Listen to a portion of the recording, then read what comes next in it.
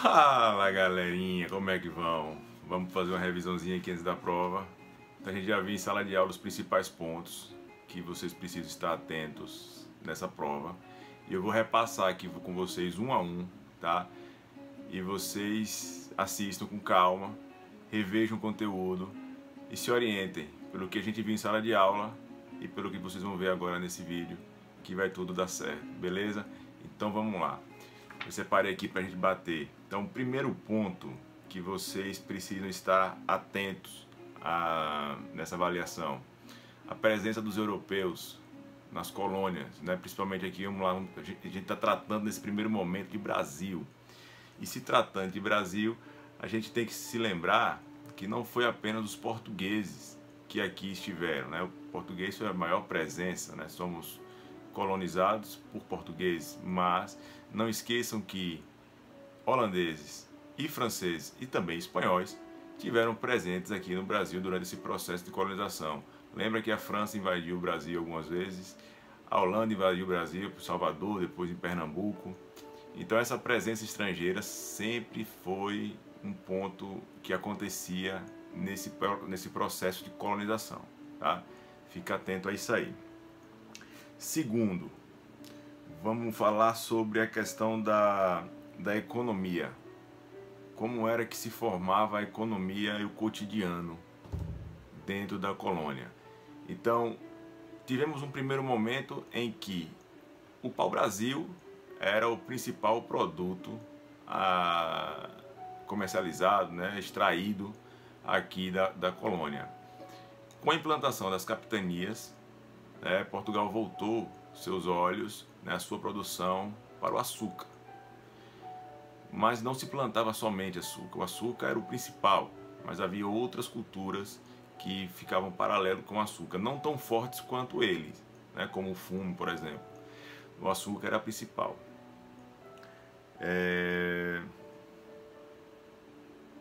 Trabalho escravo, né, como a gente viu, trabalho escravo, a presença forte do negro trazido da África. No primeiro momento era o índio, a mão de obra utilizada nessas lavouras de cana, e depois, no segundo momento, vem o negro para substituir o índio e aí ser utilizado como mão de obra dentro da lavoura de cana, tá? Então a gente não pode esquecer desse detalhe. Além da cana, havia outras produções, outras plantações, e que o negro era a base da força de trabalho nas fazendas de cana-de-açúcar. Fechado? Segundo, capitanias hereditárias. Foi o primeiro método, né, que o governo português, né, encontrou para iniciar a colonização no Brasil. Vamos levar por esse ponto. Durante 30 anos o Brasil ficou meio que deixado de lado por Portugal. Portugal tinha um comércio muito forte ainda com as Índias, e o Brasil ficou no segundo plano.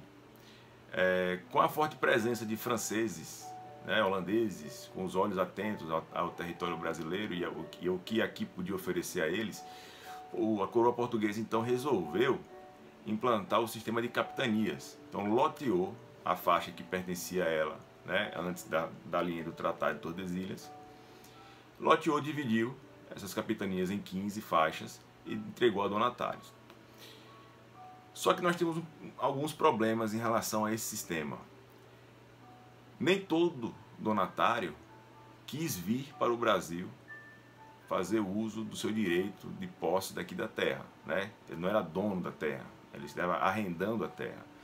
O donatário ele tinha algumas funções. Ele precisava voar a terra, ocupar, plantar, estabelecer a posse de Portugal, combater a presença dos estrangeiros, combater os indígenas. E muitos deles não viu nessa ação algo tentador. Por isso mesmo que somente duas capitanias tiveram prosperidade: a capitania de Pernambuco e a capitania de São Vicente. Nessas capitanias, os donatários conseguiram uma efetividade em relação à presença do índio, né, o combate dos estrangeiros e principalmente estabelecer a cana-de-açúcar. Produzir cana-de-açúcar. O açúcar era uma matéria disputadíssima na Europa, requisitadíssima na Europa, caríssimo, né? Um produto fino, Então essas duas capitanias conseguiram ir lá e plantar a cana-de-açúcar e tiveram sucesso, enquanto que todas as outras falharam no seu projeto. Então lembra desse detalhe, né? São Vicente e Pernambuco prosperaram e as razões que levaram as outras capitanias a não terem o mesmo sucesso. E aí a gente pode citar descaso do donatário, problemas em combater os índios, território muito grande, falta de comunicação que ajudasse na defesa entre as capitanias, a própria coroa, pela distância, não tinha uma ação efetiva para auxiliar os donatários nesse sentido. Então essas são uma das razões que levaram as outras capitanias a não ter o mesmo sucesso que São Vicente e Pernambuco. Fechado? Vamos lá, seguindo o nosso conteúdo aqui. Depois do fracasso das capitanias, o governo português tomou uma nova medida para administrar o Brasil e resolveu criar o governo geral. Tivemos como primeiro governador geral Tomé de Sousa. Tomé de Sousa teve como sua principal ação para conduzir esse processo a criação de alguns cargos que foram fundamentais para auxiliá-lo nessa empreitada de governar esse Brasil, representando aqui na colônia a coroa portuguesa. Então esses cargos foram fundamentais para que isso tivesse sucesso. Quais foram esses cargos? Capitão-mor, aquele que era responsável pela defesa do território. Provedor-mor, aquele que era responsável pela economia, por gerir as finanças. E o ouvidor-mor, que fazia a aplicação das leis, era como se fosse o juiz. Então esses três cargos, juntos com o governador-mor, foram fundamentais para a implantação desse sistema de governo geral. Depois de Tomé de Sousa, tivemos o Duarte da Costa. Esse, podemos destacar o seu incentivo à vinda dos jesuítas para que ajudasse na questão do índio. Qual era o problema com o índio? O índio já estava presente aqui nessa terra. Com a chegada dos portugueses, lógico que vai haver essa disputa, esse conflito de interesse. Aí mesmo com esses conflitos de interesse, os jesuítas tiveram um papel importante junto aos índios. Esse papel de aldear os índios, de catequizar os índios, de tornar os índios parte do que estava sendo construído aqui no Brasil. Era o melhor para os índios? Talvez não, mas foi o que deu para fazer na época. Já em relação aos negros, os jesuítas não tinham esse mesmo trato, né? O negro era uma mercadoria trazida da África, valiosíssima. As pessoas mediam a sua força, o seu poder financeiro pela quantidade de escravos que ele apresentava na sua fazenda.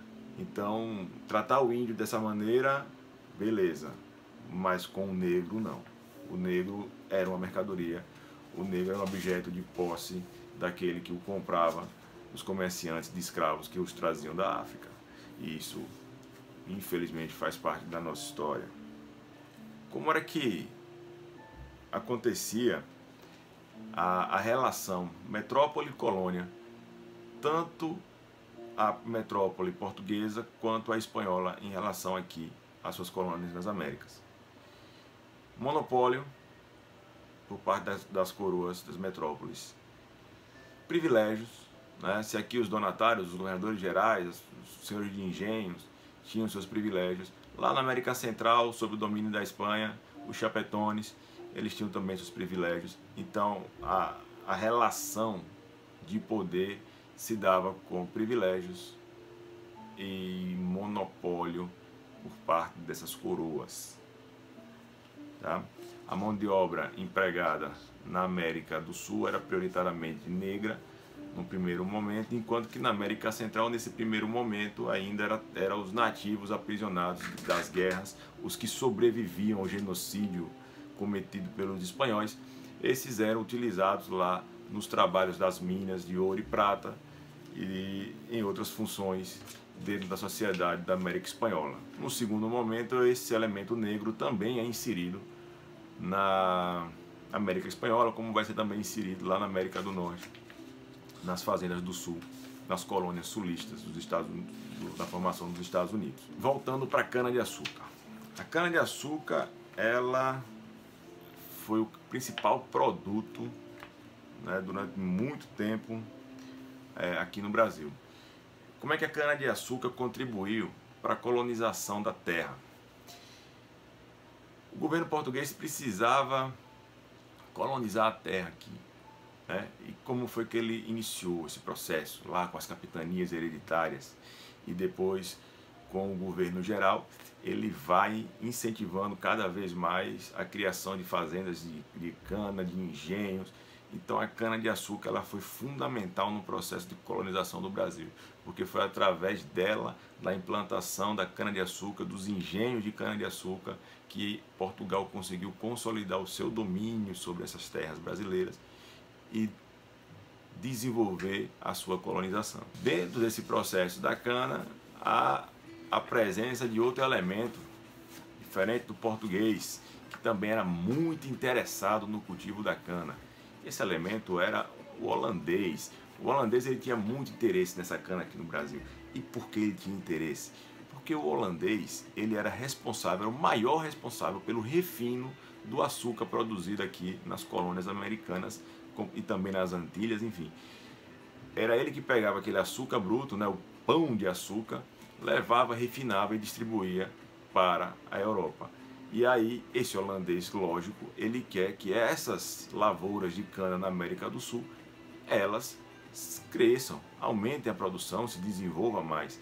E nessas invasões holandesas no Brasil, o que fica marcado da presença holandesa aqui no Nordeste brasileiro, principalmente na capitania de Pernambuco, junto com o conde Maurício de Nassau, é esse forte incentivo ao desenvolvimento da cultura da cana.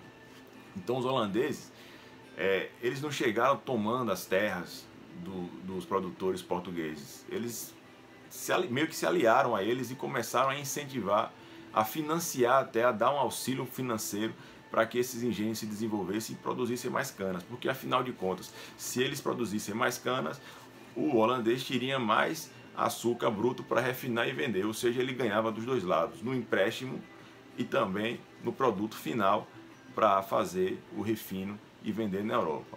Essa era a grande tática dos holandeses. A parte essa questão da cana, os holandeses também foram importantíssimos no que diz respeito a uma cultura de desenvolvimento social aqui na colônia brasileira, principalmente em Pernambuco, porque os holandeses eles tinham como característica o desenvolvimento do lugar. Então eles promoviam a urbanização de vilas, criavam órgãos para administrar a cidade, hospitais, escolas, traziam da Europa pintores, escultores, escritores, poetas para seminar a cultura. Então era uma característica muito forte dos holandeses, esse incentivo ao desenvolvimento da cana-de-açúcar e o incentivo ao desenvolvimento urbano e cultural. Tá? Guarda essa informação que ela é importantíssima. Sobre a América Espanhola, o que é que a gente precisa estar atento, né, para essa nossa avaliação que vai acontecer agora? A estrutura social da América Espanhola. Veja, se aqui no Brasil eram os donatários no primeiro momento, depois os governadores gerais, né, que criaram aqueles cargos, ouvidores, provedores, capitães mor, tinham os homens bons, que eram os vereadores, né, das vilas, que tinham a questão das leis. Esses homens bons eram principalmente os senhores de engenho, né? Lá na América do Norte, eles tinham uma estrutura bem parecida, mas com outro tipo de nomenclatura.